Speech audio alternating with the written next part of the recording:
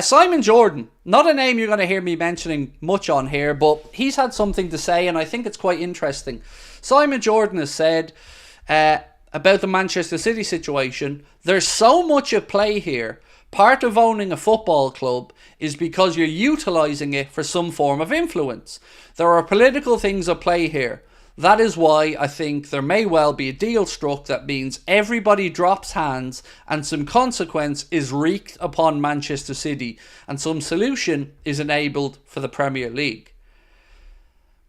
So I agree with a part of that. I absolutely, and I've always believed that there will be some political posturing, influence or pressure on the decision.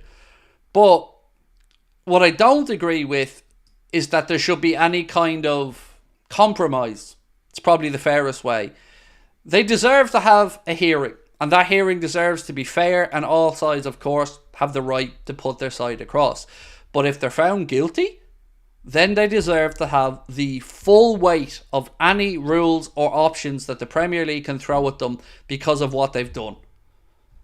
So I agree with a lot of what Simon Jordan said, but I'm not up for this, compromise nonsense. We all know what City are doing at the minute with their suing of the Premier League. They're basically just trying to distract, make it difficult, pile pressure on, and find a compromise. That's how many people are reading the situation.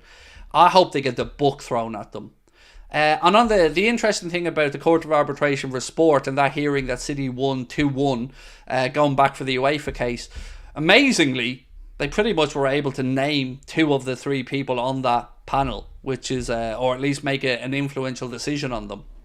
The whole thing baffles me, but we will, I guess, in November, understand what's happening, because that's when the hearing is scheduled to take place.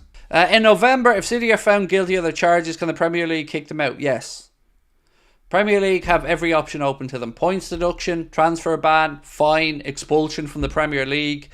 There's loads of things open, but we don't know what's the most likely, is the honest answer, because it's an unprecedented situation.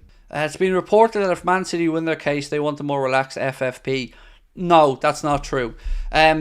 What Manchester City want is a relaxing of the, I can't remember the exact name on this, but associated party transactions. I believe that is the relaxing that they want. So basically, let's say I owned Liverpool and I owned 5 other companies.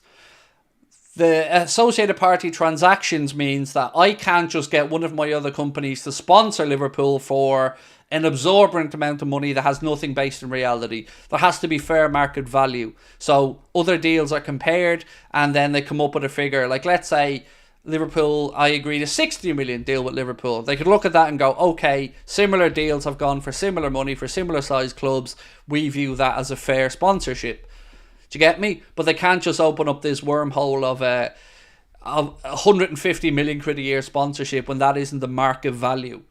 So they just don't want owners being able to exploit loopholes to basically top up transfer funds and plug holes in their finances with friendly money.